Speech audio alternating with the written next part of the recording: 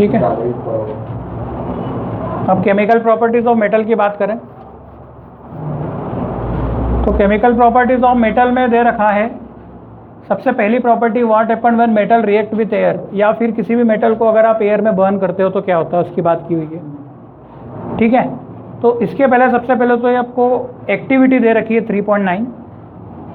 Activity में ये बोला है कि कुछ मेटल्स आप कलेक्ट करो अपने आसपास और उस मेटल को बर्न करने की कोशिश करो। हालांकि ये एक्टिविटी हम लेबोरेटरीज में करते हैं, ठीक है ना। तो जैसे कुछ एल्यूमिनियम हो गया, एल्यूमिनियम का पेपर को बर्न कर लो, या आयरन का कुछ चूरा हो गया उसको बर्न करके देख लो।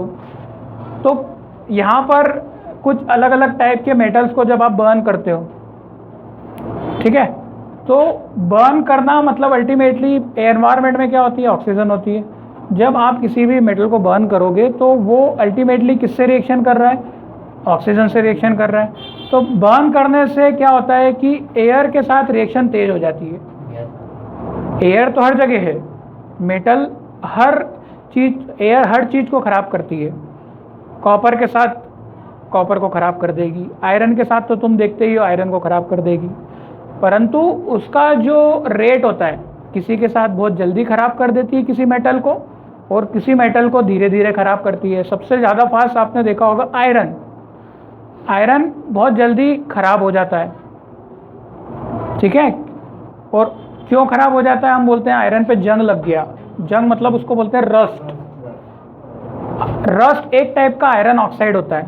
क्या होता है, आयरन का ऑक्साइड होता है। मतलब कोई भी मेटल अगर ऑक्सीजन से रिएक्शन कराएगी, मतलब कोई भी मेटल अगर ऑक्सीजन से रिएक्शन कराएगी तो क्या बनेगा, मेटल ऑक्साइड। और जो भी मेटल ऑक्साइड रहते हैं वो हमेशा नेचर में कैसे रहते हैं, बेसिक। मतलब इनका नेचर क्या रहता है, बेस और एसिड पढ़ा है ना अपन ने, मतलब ये सब क्या रहेंगे, बेस रहेंगे। नेचर में कैसे रहेंगे, बेस। मेटल ऑक्साइड्स कैसे रहते हैं, बेसिस। नेचर में बेस रहता है ये जितने भी मेटल ऑक्साइड है।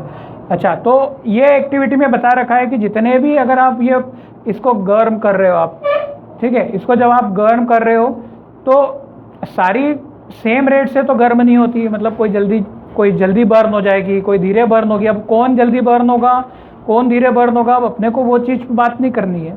पर ये चीज़ तो हम देखेंगे कि कुछ मेटल जल्दी बर्न हो जाएगी और कुछ मेटल धीरे बर्न होगी। बर्न होने के बाद एक प्रोडक्ट बनेगा, जैसे ऐश बोलते हैं, चूरा टाइप से। वो ऐश को पानी में घोल के देखो। अब जो ऐश बना अल्टीमेटली वो क्या है, एल्यूमिनियम ऑक्साइड। मतलब जो भी मेटल है उस मेटल का क्या बन गया, वो मेटल ऑक्साइड बन गया। कोई भी मेटल को जब गर्म करते हैं, बर्न करते हैं, तो वो क्या बनाएगी, एयर के साथ ऑक्सीजन। एयर तो बर्न कर रहे हो तो हवा में रहती है, तो एयर से बहुत जल्दी रिएक्शन कर लेगी। मतलब एयर है और साथ में आप गर्मी भी दे रहे हो तो बहुत जल्दी ऑक्साइड बनेगा। जल्दी ऑक्साइड बनेगा तो जो ऑक्साइड बनेगा क्या वो पानी में सॉल्यूबल होगा कि नहीं होगा, वो भी आपसे पूछा है कि आप उसका चूरा पानी में डाल के देखो और देखो क्या वो सॉल्यूबल होगा कि नहीं होगा। तो वैसे तो एक पॉइंट दिया है कि बहुत सारे metal oxides are insoluble in water. Mostly metal के ऑक्साइड पानी में सॉल्यूबल नहीं होते हैं, इनसॉल्यूबल है ना, आर इनसॉल्यूबल इन वाटर। बहुत सारे मेटल के ऑक्साइड पानी में सॉल्यूबल नहीं होंगे। तो आपने जितने भी यहाँ पर ये प्रोडक्ट देखें ऐश बने, उसको पानी में घोल घोल के देखोगे तो वो पानी में नहीं घुलेंगे। अगर मेटल ऑक्साइड पानी में घुल गया, मेटल ऑक्साइड समझ गए ना, मतलब मेटल प्लस ऑक्सीजन मिलके क्या बनाता है, मेटल ऑक्साइड। और जनरली ये बेसिक नेचर के होते हैं। और अगर वो पानी में घुल गया तो ऐसे मेटल के ऑक्साइड जो पानी में क्या हो जाते हैं, घुल जाते हैं, जिसको हम बोलते हैं डिजॉल्व। पानी में क्या हो जाते हैं, डिजॉल्व हो जाते हैं। इस टाइप के सब्सटेंस को क्या बोलते हैं, अल्कली। मतलब ऐसे बेस, वाटर अल्कलीज, ऐसे बेस जो पानी में क्या होते हैं, घुल जाते हैं। इसका मतलब ये है कि सारे बेस पानी में नहीं घुलेंगे। जो घुल जाएगा उसको बोलेंगे अल्कली, और जो नहीं घुलेंगे उसको कुछ भी नहीं बोलेंगे, सीधे बेस बोलेंगे अपन। स्पेशल दो अल्कली के नाम होते हैं, सोडियम ऑक्साइड और पोटेशियम ऑक्साइड, जो मैंने यहाँ पे नाम दिए। SOD मतलब सोडियम ऑक्साइड और POT मतलब पोटेशियम ऑक्साइड। ये दोनों पानी में अच्छे से घुल जाते हैं। इसकी रिएक्शन तो मैं बाद में बताऊंगा, अभी रिएक्शन इक्वेशन नहीं बता रहा। चलो, तो ये तुम्हें एक समझ में आ गया। अब जो केमिस्ट्री है इनके पीछे वो अपन बात करेंगे। मेटल प्लस ऑक्सीजन मिलके क्या बनता है, मेटल ऑक्साइड। अब ये इक्वेशन आपको बनाते आनी चाहिए। जैसे मैंने यहाँ पर कॉपर और एल्यूमिनियम लिखा है, ये बुक के एग्जाम्पल है, ठीक है। इसकी बात हम करेंगे इस पैराग्राफ की बाद में। पहले अपन ये इक्वेशन समझ ले, कुछ 2-4 इक्वेशन बना ले, उसके बाद फिर हम इस पर चर्चा और आगे की करेंगे। चलो, जैसे कॉपर का रिएक्शन किसके साथ करें अपन? O2। ऑक्सीजन को O मत लिखना, ऑक्सीजन O के फॉर्म में नहीं पाया जाता है, इसलिए हम इसको क्या लिखते हैं? O2। O लिखना गलत है। कॉपर जब ऑक्सीजन के साथ रिएक्शन करेगा तो क्या बनाएगा? Copper oxide. कुछ भी नहीं, उस मेटल का नाम क्या है? कॉपर। उसके आगे क्या लिख दो? Oxide, copper oxide. मेटल का नाम अगर आयरन है तो क्या बन जाएगा? Iron oxide. एल्यूमिनियम है तो क्या बन जाएगा? Aluminium oxide. जो भी मेटल है उसका नाम आगे लिख के पीछे ऑक्साइड लगा दो। मेटल CO2 नहीं होता है। CO2 होता है तो वो अलग बात है, ठीक है, वो फिर सबकी अलग अलग है। अपन जो बेसिक पढ़ रहे हैं, बेसिक अपन सबसे पहली रिएक्शन किसके साथ देख रहे हैं? ऑक्सीजन के साथ में। हर कोई रिएक्शन कॉमन नहीं, ये कॉमन है, जो प्रॉपर्टीज कॉमन है वो बता रखी है। मतलब ये कॉमन है, मतलब ये जो बिहेवियर है ये हर मेटल के साथ में एक जैसा ही सबका होगा। आई बात समझ में? कॉपर प्लस ऑक्सीजन मिलके क्या बनेगा? अब आप बोलोगे सर इसको तो क्या लिख दो, सीधे CuO2 लिख दो, बोलोगे ना, है ना? इसको CuO2 लिख दो, आप बोलोगे सर चिपका दो बस दोनों को, यही होता है केमिस्ट्री में। तो जबकि मैं आपको बताता हूँ ये क्या होगा, गलत हो गया। आपको बैलेंस तो छोड़ो, आपने फॉर्मूला ही गलत लिखा था। CuO, कॉपर ऑक्साइड का फॉर्मूला होता है CuO। अब आप बोलोगे सर ये आया कैसे? ये आया कैसे? तो आपको क्या करना पड़ेगा, इसकी वैलेंसीज के अकॉर्डिंग काम करना पड़ेगा। जैसे कॉपर की वैलेंसी 2 होती है, याद रख लेना। और ऑक्सीजन की वैलेंसी कितनी होती है? 2। जब 2 और 2 कट जाएंगे, 2 और 2 कट जाएंगे तो कितना बचेगा? 1। मतलब आपने 10th में, इसमें 9th में पढ़ा था ना क्रॉस मल्टीप्लिकेशन। ये 1 यहाँ Cu1 आएगा और O1 आएगा, पर 1 को लिखते नहीं है, इसलिए इसका फॉर्मूला क्या बन जाएगा? CuO। इसलिए फॉर्मूला क्या बना? CuO। पर ये अभी बैलेंस नहीं है, बाद में बैलेंस करना पड़ेगा अब आपको। आपने सबसे पहले इक्वेशन, अब देखो यहाँ पे ऑक्सीजन कितने हैं? 2, तो यहाँ पे कितने हैं? 1, तो आपने यहाँ किससे मल्टीप्लाई कर दिया? 2 से। 2 से मल्टीप्लाई बैलेंसिंग के लिए हमेशा आगे ही करेंगे आप। अब ऑक्सीजन कितने हो गए? 2, परंतु कॉपर कितने हो गए? 2। तो आप इधर कॉपर के लिए कितने लगा दो? 2। तो अब ये कॉपर भी बैलेंस हो गया। इस तरीके से ये बैलेंस इक्वेशन है। इक्वेशन को लिखते हैं और हमेशा बैलेंस करते हैं। तो आपका ये पहला चैप्टर भी साथ साथ में होता जाएगा, जिसका पहले चैप्टर में बैलेंसिंग था। अब एल्यूमिनियम प्लस ऑक्सीजन का क्या फॉर्मूला बनेगा? Al plus O2। आप बोलोगे सर फिर से इसको इस बार एक और बार कर दो, AlO2, जो कि फिर से मैं कहूँगा क्या हो जाएगा? गलत हो जाएगा। गलत क्यों हो जाएगा? इसके जो एक्चुअल प्रोडक्ट बनता है वो Al2O3 बनता है। कैसे बनता है जरा देखें। एल्यूमिनियम का लिखा, इधर ऑक्सीजन लिखा। एल्यूमिनियम की वैलेंसी होती है आपकी 3, आप करके देखना। एल्यूमिनियम का नंबर होता है 13, 2,8,3, तो मतलब 3 इसका वैलेंसी हो गया। और ऑक्सीजन का वैलेंसी कितना? 2। माइनस नहीं लिखते हैं अपन यहाँ पे, इसको इधर दिया और इसको इधर दिया। इस बार ये कट रहे हैं क्या? नहीं कट रहे हैं। तो क्या बनेगा? Al2O3। अभी की बैलेंस है क्या ये? नहीं, बैलेंस नहीं है। तो बैलेंस करने के लिए पहले एल्यूमिनियम को बैलेंस करो। एल्यूमिनियम कितने हैं? 2। ऑक्सीजन को बैलेंस सबसे लास्ट में करा करो। तो यहाँ पे कितने हो गए? 2। एल्यूमिनियम बैलेंस, ठीक है। पर ऑक्सीजन कितने हैं उधर? और इधर कितने हैं? 2। अब आप क्या करो, इधर 3 से मल्टीप्लाई कर लो और इधर किससे कर लो? 2 से। ऐसा करने से क्या हुआ? 3 2 6। इसको काउंट करते हैं मल्टीप्लाई करके, तो ऑक्सीजन इधर 6 हो गए और इधर भी इधर कितने हो गए? 6। परंतु एल्यूमिनियम कितना हो गया? 4। तो एल्यूमिनियम बिगड़ गया। तो अब 2 हटा के क्या कर दो? 4 कर दो। सर ऑक्सीजन को नहीं बिगाड़ सकते क्या? ऑक्सीजन को लास्ट में करा करो। ये चलता रहता है, एक को सुधारोगे दूसरा बिगड़ेगा, फिर जो सुधरा उसको, जो बिगड़ा है फिर सुधारो तो कोई बिगड़ेगा। ये हीट एंड ट्रायल से कुछ कुछ हो जाएगा तो हो जाएगा, नहीं होगा तो पहले मेटल फिर ऑक्सीजन। पहले सबसे पहले नॉन मेटल, सबसे पहले क्या? नॉन मेटल, उसके बाद फिर मेटल, उसके बाद फिर ऑक्सीजन और सबसे लास्ट में हाइड्रोजन बैलेंस करते। ये मैंने बता दिया था ना आपको पहले, ठीक है। ये बैलेंस का सीक्वेंस होता है। इसको रोटेशन में चलाना होता है, मतलब एक चीज़ बिगड़ती है, इनको सही करते करते तो फिर से बैलेंस करते रहना आपको।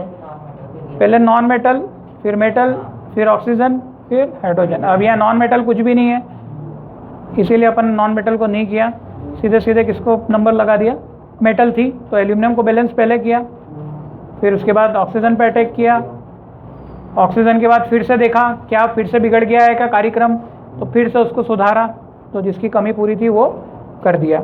चलो ये तो उसका थीम था थोड़ा सा, मतलब कि कोई सी भी मेटल का अगर अपन रिएक्शन करते हैं ऑक्सीजन से तो वो क्या बनाता है, मेटल का ऑक्साइड। इसका नाम क्या होगा, कॉपर ऑक्साइड। इसका नाम क्या होगा, एल्यूमिनियम ऑक्साइड। अब दो के आप इक्वेशन खुद से बना के बताओ, दो के इक्वेशन आप खुद से बना के बताओ क्या क्या बनेंगे। Na प्लस O2 क्या मिलेगा, दूसरा Ca प्लस O2 क्या मिलेगा, तीसरा Mg प्लस O2 क्या मिलेगा। तीन बना के बताओ क्या मिलेंगे, इनको बैलेंस भी करना है आपको। मतलब ये मेटल है और दूसरा क्या है, ऑक्सीजन। मेटल और ऑक्सीजन मिलके क्या बनाएगी, मेटल ऑक्साइड। तो डायरेक्ट NaO2 CaO2 और MgO2 लिखना गलत है, वो गलत हो जाएगा। तो इसीलिए आपको इनके फॉर्मूले बनाने पड़ेंगे। NaO2 का फॉर्मूला क्या बनेगा, मतलब सोडियम और ऑक्सीजन का रिएक्शन क्या है, Na का वैलेंसी होता है आपका कितना, 1, ऑक्सीजन का कितना होता है 2, इधर और इधर क्रॉस मल्टीप्लाई किया तो फॉर्मूला क्या बना, Na2O। सर का 2 कहाँ गया? ठीक है बेटा, क्रॉस मल्टीप्लाई करते हैं, इसको इसको लग गया और इसको इसको लग गया। देखो पहले भी सिखाया था मैंने पहले चैप्टर में, CaO2 Ca का 2 और ऑक्सीजन का 2, 2 से 2 कैंसिल, तो ये क्या हो गया CaO। अच्छा ये पहले वाला बैलेंस नहीं है, बैलेंस करने के लिए पहले किसको बैलेंस करेंगे, मेटल को। मेटल को बैलेंस किया तो इधर 2 है इधर 1 है, तो आप इधर किससे मल्टीप्लाई कर लोगे, 2 से। ऑक्सीजन इधर कितने हैं, 2 है, इधर 1 भी नहीं है, तो इधर किससे मल्टीप्लाई कर लोगे, 2 से। फिर अल्टीमेटली यहाँ पे कितना करना पड़ेगा आपको, 4 करना पड़ेगा। आया कि नहीं आया, तो रचित और इधर 2Ca हो जाएगा, 2Ca प्लस O2 के 2CaO। इधर क्या होगा, कैल्शियम तो बैलेंस है, ऑक्सीजन बैलेंस नहीं है, तो इधर ऑक्सीजन 2 है तो इधर भी क्या लगाना पड़ेगा, 2। अब कैल्शियम 2 हो गए तो इधर भी कितना कर दिया, 2 कर दिया। इधर MgO होगा, इधर क्या बनेगा पहले देख, ऐसे तो इसका बनता है MgO ही क्यों बना, MgO2 क्यों नहीं बना, मैग्नीशियम का 2 और ऑक्सीजन का भी 2 से 2 कैंसल, फॉर्मूला क्या बना, MgO। अभी बैलेंस नहीं है, इधर 1 मैग्नीशियम इधर 2 और इधर 1, तो अब 2 से मल्टीप्लाई कर लो, ये 2 से मल्टीप्लाई किया तो मैग्नीशियम भी 2 हो गया, यहाँ 2 से मल्टीप्लाई। नाम क्या पड़ा, sodium oxide, calcium oxide, magnesium oxide. ऐसे तो तुम 50 इक्वेशन लिख सकते हो, आयरन ऑक्साइड, ठीक है, सिल्वर ऑक्साइड, जो भी मेटल है, ठीक है। अभी 20 तक याद रखो, 10th लेवल पे 20 तक याद रखो, ठीक है। वो कुछ होता है ना, कुछ पाउडर होगा कैल्शियम ऑक्साइड। हाँ इसको वो क्विक लाइम बोलते हैं, लाइम वाटर, क्विक लाइम को क्लोरीन से करते हैं तो हाँ ब्लीचिंग पाउडर और ब्लीचिंग पाउडर CaOCl2, CaO वो अलग फॉर्मूला होता है। स्लेग लाइम CaOH2 को बोलते हैं। ये सब फॉर्मूले थे पहले चैप्टर में जो कि आपको रट्ट मारने हैं, ठीक है ना। हाँ एसिड बेस में वो चैप्टर हम लोग पढ़ चुके हैं, अभी उसकी बात नहीं कर रहे हम लोग, फिर भी चलो ये मेटल प्लस ऑक्सीजन वाला सब क्लियर हो गया आपको। अब इसमें जितने भी ये प्रोडक्ट बन रहे हैं ये सब नेचर में क्या रहेंगे, बेस। ये भी क्या है, बेस, ये भी क्या है, बेस। एसिड नहीं रहेगा, इनका नेचर क्या रहेगा, बेस रहेगा, ठीक है। तो ये सब नेचर में बेसिक रहेंगे और ये पानी में सॉल्यूबल हो भी सकते हैं और नहीं, मोस्टली तो नहीं होते।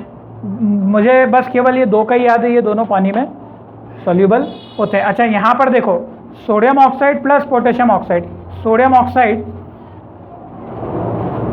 मतलब इन सबको कहाँ किस में डिजोल्व करके देखो, H2O। मतलब इन सबको किस में करके देखो, H2O। इन सबको जब H2O में डिजोल्व करोगे आप, मतलब इस सबको किस में मिलाओगे, H2O में, तो इनकी भी कुछ ना कुछ रिएक्शन बनेगी। इनकी भी क्या बनेगी, कुछ ना कुछ रिएक्शन बनेगी, ठीक है। तो Na2O का रिएक्शन तो यहाँ पे नहीं, ये तो मैंने ऐसे ही बोल दिया है। एक्चुअल रिएक्शन तो वो लिखोगे ना आप, इसको हटा दें। एक्चुअल रिएक्शन क्या बनेगी आपकी, जब आप Na2O बना 2Na नहीं है, Na2O बनाता है ना, 2 नहीं लिखना था, वो तो मैंने उसी पे H2O लगा दिया था। जब Na2O को पानी में घोलेंगे आप तो ये क्या बनाता है, NaOH, और बैलेंसिंग करेंगे तो यहाँ पे कितना आ जाएगा, 2। आप करके देख लो, बाकी बैलेंस है। इधर कितने ऑक्सीजन, एक और एक दो और दो, एक इधर कितने हाइड्रोजन, दो और दो, Na2 और इधर Na2 दो। इस बार NaOH पोटेशियम, इसको क्या बोलते हैं, सोडियम हाइड्रोक्साइड, और ये पानी में डिजॉल्व हो जाता है, इट डिजॉल्व इन वाटर, ये पानी में क्या हो जाता है, डिजॉल्व हो जाता है। और ऐसे बेस, ये एक तरीके से बेस बना है, ये क्या है, बेस। NaOH भी बेस, OH मतलब क्या है, बेस। जब पानी में मिलाओगे तो क्या है, पानी तो न्यूट्रल है, पानी क्या है, न्यूट्रल, और ये क्या है, बेस। तो बेस प्लस न्यूट्रल का प्रोडक्ट क्या बनेगा, बेस ही तो बनेगा। मतलब जो बनने वाला प्रोडक्ट है पानी में मिलाओगे तो बेसिक बनेगा। हरी बात समझ में?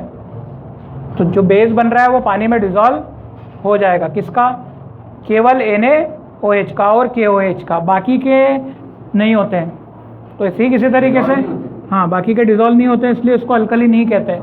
अल्कली ऐसे बेस को बोलते हैं जो पानी में घुल जाते हैं। तो ये H2O और ये K2O और Na2O ये डिजॉल्व होते हैं तो NaOH और KOH बनाते हैं, ठीक है। ये KOH बना लेगा 2KOH, ये बैलेंस, ये भी पानी में क्या हो जाता है, डिजॉल्व हो जाता है, इसलिए इसको भी क्या बोलेंगे, एक अल्कली बोलेंगे, ठीक है। ये भी क्या है, एक अल्कली है, ठीक है। पोटेशियम हाइड्रोक्साइड अल्कली है, 2 मत लगाना, 2 तो बैलेंसिंग के लिए।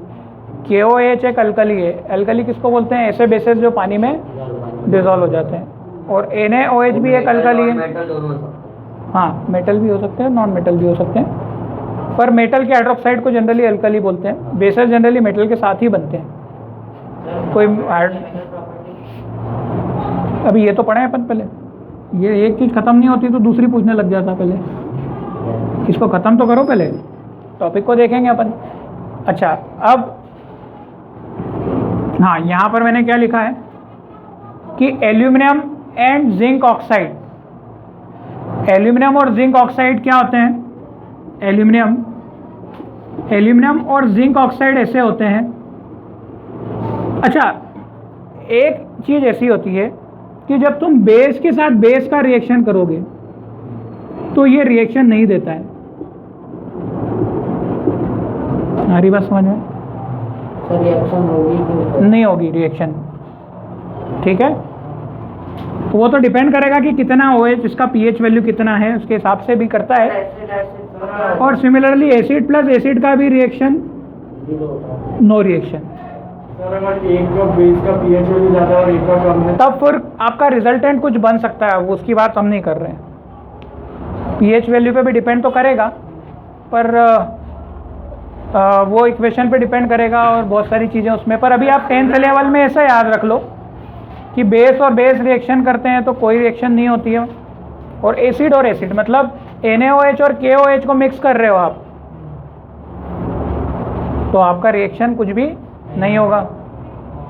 सिमिलरली HCl और HNO3 या फिर H2SO4 दोनों का आपने मिलाया तो दोनों एसिड है, तो भी कोई रिएक्शन नहीं होगा। हमारी बात समझ में? परंतु इसमें एक एक्सेप्शन है जो कि एग्जाम में बहुत पूछा जाता है। सर 0 pH कुछ चीज़ की होती है, वो किसी की नहीं होती है, मतलब वो 0 से pH की वैल्यू 0 से 14, 0 मतलब तो आपका हाईली एसिडिक हो जाता है, हाईली एसिडिक, सर 0 होती है, ठीक है, हाईली एसिडिक हो जाएगा, ठीक है। तो अब यहाँ पर ये चीज़ होती है, हाँ, पर ये जरूर पता है, हमने पढ़ा था एसिड बेस में कि जब बेसिक और एसिड मिलते हैं तो क्या बनाते हैं, सॉल्ट प्लस वाटर बनाते हैं, ये हम पढ़ चुके थे, ठीक है। तो Na2, इसमें दो ऐसे ऑक्साइड हैं, एक तो एल्यूमिनियम का ऑक्साइड जिसको क्या बोलते हैं Al2O3, और एक होता है जिंक ऑक्साइड जिसको क्या पढ़ा जाता है ZnO, ठीक है। ये दोनों ऑक्साइड, अच्छा, ये नेचर में क्या होता है, मैंने बताया था कि जितने भी मेटल के ऑक्साइड होते हैं, ये मेटल का ऑक्साइड है और ये भी एक मेटल का ऑक्साइड है। मेटल का ऑक्साइड का नेचर क्या है, बेस, और ये भी क्या है, एक बेस। अब आपके मुताबिक बेस किससे रिएक्शन करना चाहिए, एसिड से। बेस किससे रिएक्शन करना चाहिए, एसिड से। इस रूल के हिसाब से बेस से रिएक्शन नहीं करेगा, परंतु ये दोनों ऐसे ऑक्साइड हैं जिसको हम बोलते हैं एम्फेटोरिक ऑक्साइड। इन दोनों ऑक्साइड को हम क्या बोलते हैं?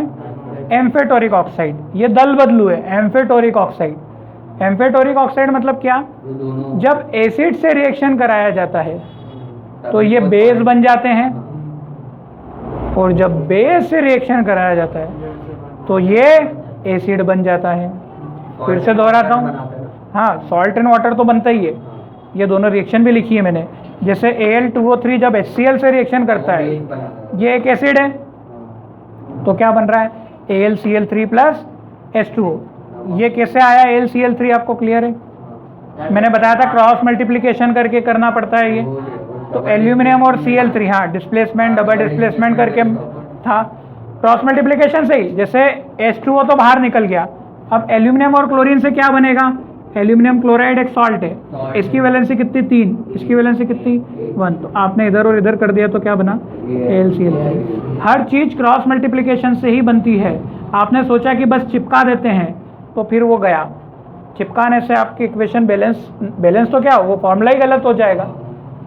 तो यहाँ पर हमने क्या पाया कि एल्यूमिनियम ऑक्साइड और जिंक ऑक्साइड ये दोनों नेचर में कैसे हैं?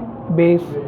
जैसे एग्जाम में पूछा कि ZnO है ना, उसका जिंक प्लस O2 है ना, और उसके वैलेंस, एक तरफ वैलेंस का ऑप्शन है और एक तरफ ये वाला ZnO ऑप्शन है, तो क्या सिलेक्ट करना है? वो क्या देगा आपको? बैलेंस वाला ही, आपको बस केवल इतना पूछेगा, बैलेंस वाला देगा ही नहीं। Zn प्लस O2 मिलके क्या देगा? Option A ZnO2, option B Zn2O, option C ZnO, option D Zn2O3। बस ऐसा पूछता है। बैलेंस नहीं दी जाती जनरली, और पूछ लिया बैलेंस तो बैलेंस तुम उस हिसाब से क्वेश्चन सेट होगा वो तो, पर जनरली ऐसा पूछेगा। बताओ जिंक प्लस ऑक्सीजन मिलके क्या बनेगा? आ रही बात समझ में? अब अपन तो क्या बोलेंगे? चिपका देंगे दोनों को, बहुत आसान है। Zn और O2 को चिपका के आ गए और पहला वाला टिक करके आ गए। पर ये तो वैलेंसी से सिखाया था मैंने, यहाँ Zn लिखोगे, यहाँ O लिखोगे, इधर 2 और 2 ये कटेगा तो ZnO आएगा फॉर्मूला। तो ऐसा थोड़ी है कि आया है क्वेश्चन तो बस टिक कर दिया चिपका के। ऐसे ही तो एल्यूमिनियम का पूछ लेगा, वो किसी का भी पूछ लेगा। इतने सारे मेटल्स के 20 तक के मेटल तुमको याद होते हैं, हमारी बात समझ में? सबका पूछ सकता है, पर उसको कनेक्ट मत करके आ जाना दोस्त, तो 1 नंबर तुम गवा दोगे आते जाते। तो हम बात कर रहे थे एम्फेटोरिक ऑक्साइड की। एल्यूमिनियम ऑक्साइड और जिंक ऑक्साइड दो ऐसे मेटल के ऑक्साइड होते हैं जो एसिड से रिएक्शन करने पर अपने आप को बेस में बदल लेते हैं, और बेस से रिएक्शन करने पर अपने आप को एसिड में बदलते हैं, है ना? मतलब दल बदलू होते हैं। एसिड से रिएक्शन कराओगे तो ये बेस बन जाते हैं, बेस से रिएक्शन कराओगे तो एसिड। और एसिड और बेस ये दोनों रिएक्शन करते तो सॉल्ट प्लस वाटर निकलता है। तो ये रिएक्शन का दोनों में होती, तो ये बता रखा है कि एल्यूमिनियम ऑक्साइड जब एसिड से HCl एसिड होता है तो ये एक एम्फेटोरिक ऑक्साइड है। इसको समझाया भी है, NCERT की पूरी लिखी है मैंने इक्वेशन, कि जब Al2O3 का रिएक्शन किससे कर रहे हो? एसिड, HCl को एसिड बोलोगे तो ये क्या बनाता है? एक सॉल्ट बनाता है और एक वाटर। इस सॉल्ट का नाम क्या है? Aluminium chloride. ये तो तुम्हें पता ही है। और इसका नाम, ये जब आपका जो एल्यूमिनियम ऑक्साइड एक बेस से रिएक्शन, NaOH एक बेस होता है, बताया मैंने, एल्यूमिनियम एक बेस होता है, तो ये क्या बनाता है? Sodium aluminate. क्या बनाता है? Sodium aluminate. इसका फॉर्मूला ऐसा कैसा नाम याद रख लो, ऑब्जेक्टिव में पूछा जा सकता है, नहीं तो कल को बोलोगे NCERT से बाहर क्वेश्चन था, हमसे तो बना ही नहीं। Sodium aluminate. और देखो ये सॉल्ट होता है और ये वाटर। तो रिएक्शन तो ये भी फॉलो कर रहा है, पर यहाँ पर ये बताया है कि एल्यूमिनियम ऑक्साइड एसिड से भी रिएक्शन कर रहा है और एक बेस से भी रिएक्शन कर रखा है। क्या बात समझ में आ गई है आपको? ठीक यही अंजाम किसके साथ किया जा सकता है? ZnO। आ रही बात समझ में? ZnO HCl के साथ भी रिएक्शन कर सकता है और ZnO NaOH के साथ भी रिएक्शन कर सकता है। ठीक है, वो सोडियम जिंकेट बनाता है।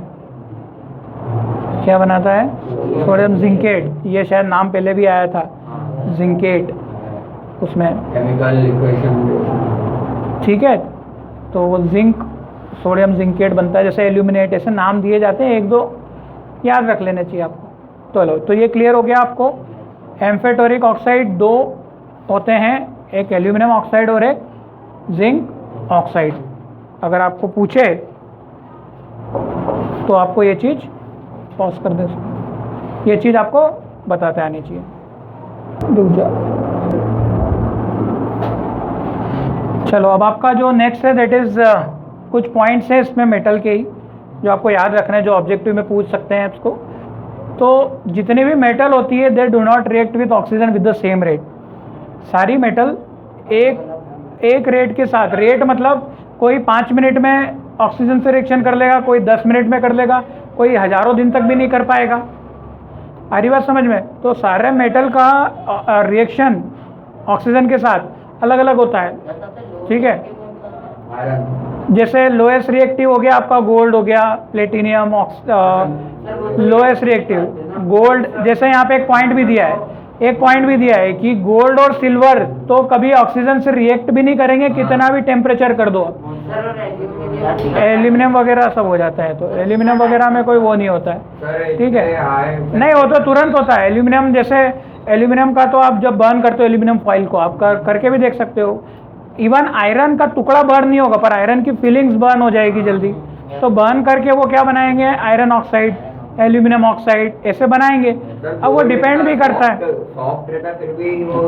तो फिर कॉपर डालते हैं बनाने के लिए, किसमें, मेटल में वो क्या होता है, गोल्ड में, गोल्ड कॉपर डालते हैं ना, वो तो उसको इम्प्योर करने के लिए बना सकते हैं। बाकी प्योर गोल्ड प्योर ही होता है। Different metal show different reactivity toward oxygen.